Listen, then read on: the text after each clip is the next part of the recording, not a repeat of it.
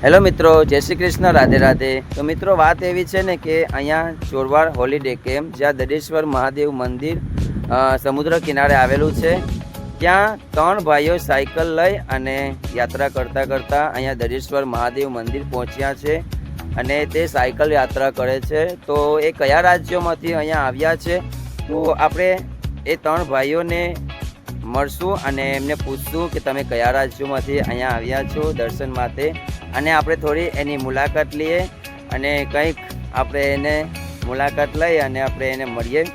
તો મિત્રો, આ વિડીયો જોવા માટે અમારી સાથે કન્ટિન્યુ બન્યા રહેજો અને હું તમને એમને મળાવીશ, તો મારી સાથે વિડીયોમાં કન્ટિન્યુ રહેજો। ચલો આપણે તેને મળીએ અને કંઈક વાત કરીએ અને પૂછીએ, એમની મુલાકાત લઈએ। Let's go.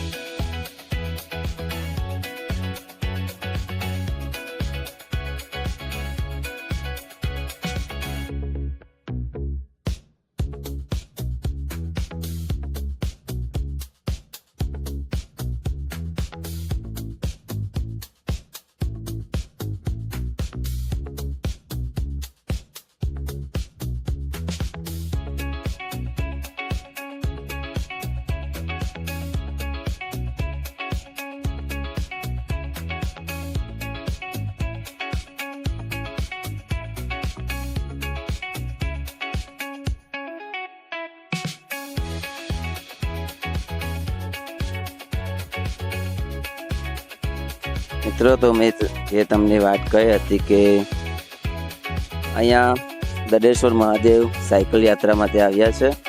તો આ ભાઈઓ 3 છે જે સોમનાથથી દ્વારકા સાયકલ યાત્રા કરી હતી અને તે પૂર્ણ કરી અને હવે તે એમના ગામ જઈ રહ્યા છે અને ગામ રિટર્ન થતા જ અહીંયા દડેશ્વર મહાદેવના દર્શન કરવા માટે આવ્યા હતા। તો આ એ જ 3 ભાઈઓ છે જે સાયકલ યાત્રા કરી અને એમના ઘરે પાછા જાય છે।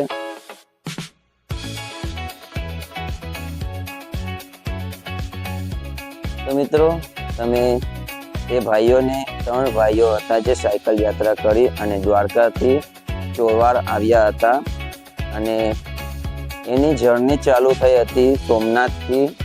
સોમનાથના રહેવાસી હતા, તો સોમનાથથી દ્વારકા તે લોકો સાયકલ ઉપર ગયા હતા અને આજે એ લોકોને 10 દિવસ પૂર્ણ થયા છે। દ્વારકાથી રિટર્ન જ્યારે ચોરવાડ રસ્તામાં પડે છે, તો ચોરવાડ રસ્તામાં પડે છે ત્યારે દડેશ્વર મહાદેવના દર્શન કરવા માટે અહીંયા એ લોકો આવ્યા હતા। તો એ મેં તમને આ વિડીયોમાં બતાવ્યું કે જે ભાઈ અહીંયા આવ્યા હતા એમને આપણે મુલાકાત કરી અને મેં જ્યારે કીધું કે તમે કંઈક બોલો તમારા વિશે વિડીયોમાં, એ લોકોએ ના પાડી કે અમે નહીં બોલીએ, બસ તમે ખાલી સીન લઈ લો। તો એમના ખાલી સીન જ લીધા છે વિડીયોમાં। તો તમે આ ભાઈને મળી લીધો અને એ સાયકલ યાત્રા કરે છે। હવે અત્યારે બહુ એવું ચાલે છે, બધા સાયકલ અને ચાલીને યાત્રા કરે છે બધા, અને આપણે એમને મળ્યા। મને બહુ ખુશી થઈ કે દ્વારકાધીશના દર્શન એ લોકો સાયકલ દ્વારા કરી અને મને આજે આનંદ થયો કે મારી સાથે એમની મુલાકાત થઈ। તો મિત્રો, આવા નવા વિડીયો જોવા માટે અમારી ચેનલને સબસ્ક્રાઈબ કરજો અને બેલ આઇકન દબાવી વિડીયોને શેર કરજો। મળીએ એક નવા વિડીયોમાં, નેક્સ્ટ વિડીયોમાં। જય શ્રી કૃષ્ણ, રાધે રાધે।